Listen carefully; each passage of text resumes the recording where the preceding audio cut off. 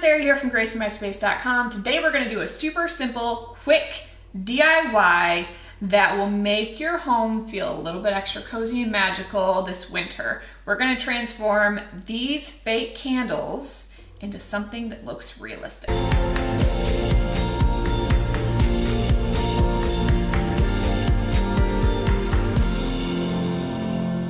Aren't these fun? In my opinion, fake candles can look fake, but they are the safe option. We have lived through a house fire, so I am very, very conscious of lighting candles or any kind of fire in my home, even though that's not what caused our fire. But I love to use fake candles for some ambiance, for some coziness. I just don't love that they look fake. So we're gonna do a little something about that today. Okay, we've got all of our supplies laid out. I have two different versions. I have various sized pillar candles, and then I also have taper candles, which have real wax, which I really like because it helps look more authentic, obviously. And we're going to basically just drip real wax onto them. I told you it was gonna be easy. So the first step, lay down some parchment paper, some wax paper, newspaper, anything to catch the wax that's not gonna seep through onto whatever surface you're using. Make sure it's okay to get hot. This is white. This is more of a creamy color, and it just depends on which kind of fake candle that you buy. You're gonna wanna match up your real candle color to your fake candle, and that way it will look the most realistic. So I melted a bowl instead. You blow out the candle, and then you're literally just pouring the wax onto your candle.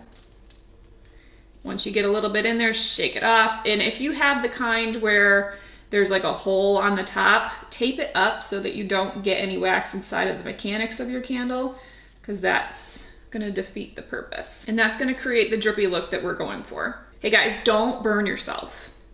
Hot wax burns too. Did I mention not to burn yourself? Just in case. Now I like to just put it on one side because when a candle naturally melts, usually it melts in an angle, whatever way it's like slightly tilting, and so your wax will build up only on one side of the candle, and that's kind of the look that I'm going for. Now conversely, if you have a lot of candles to do like I do, you could also use old candles. This is a great use for like partially used candles, and melt them on the stovetop, you know, like the same way that you would melt chocolates for baking. And then you have basically a pot of melted wax that you can pour over. And it would be a lot faster than just sitting here letting a candle burn and then using the wax as it burns.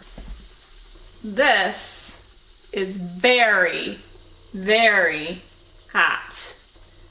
Do not touch it without something to protect your hands, my friends. All right, here goes nothing.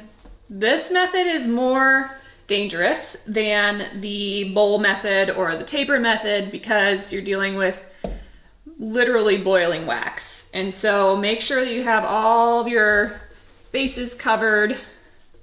Don't touch it without something to protect your hands, okay? It's hot.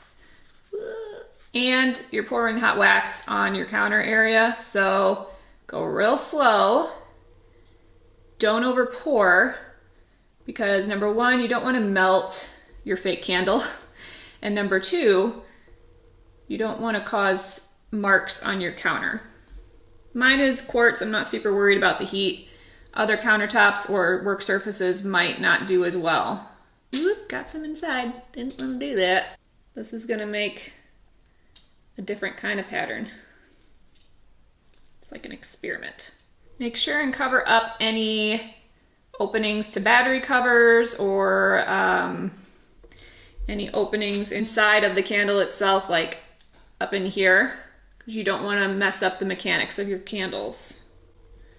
So you might need to tape some things. Whoa, almost dropped my wax. Oh, buddy. When your little petals kind of start to dry a little bit, they add a lot of texture up there.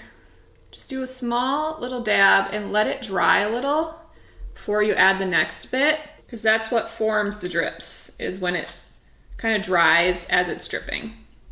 It also works just as well to wait until it has cooled enough for you to actually pick up Make sure, little tip, you see how the candle has indentations in the rim, the way that they made it to make it look like it's been burned a bit? Make sure that you're pouring your wax over the lowest part of those indentations, because that's where it would naturally come out of the candle. It wouldn't come out of a high side.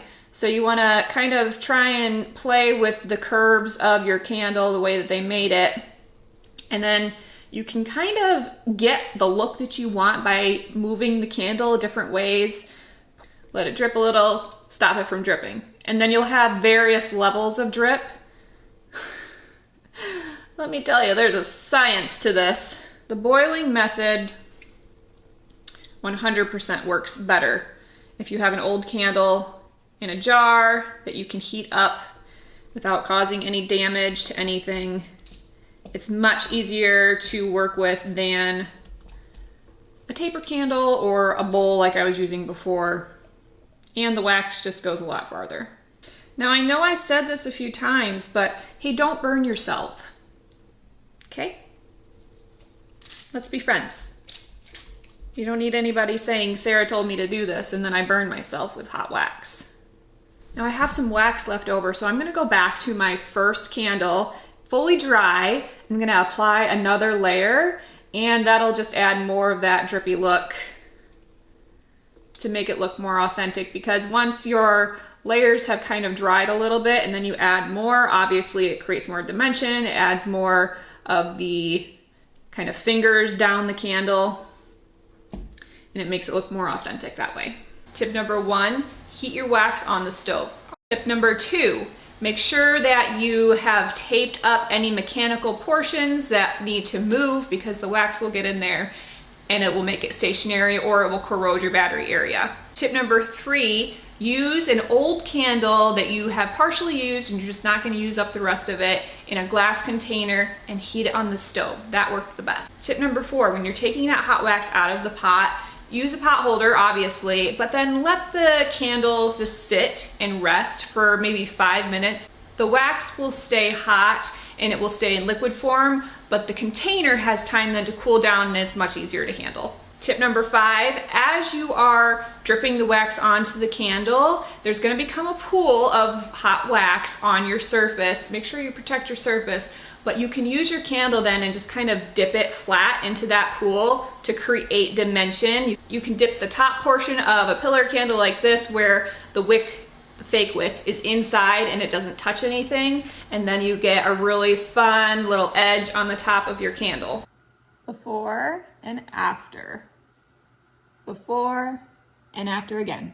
I hope you enjoyed our candle making adventure. Make sure and tune in, hit that subscribe button to see how I use these for winter decor, because candles are one of the main ways that I love to create a cozy space after all the Christmas is taken down. And these are the safe option, and they're really convenient because all of them, even the pillars, have remotes, and then you can just on, off, done. Create a cozy atmosphere no matter what you're doing. Let me know in the comments if you're gonna try this out, and once you do, let me know how it works for you. If you have any other techniques that you thought were really helpful, drop it in the comments and everybody can learn from each other. I will link the specific candles that I have with the remotes in the descriptions if you're interested in these particular ones, and I hope you have fun with this project. Thanks for creating with me today, and I'll see you next time.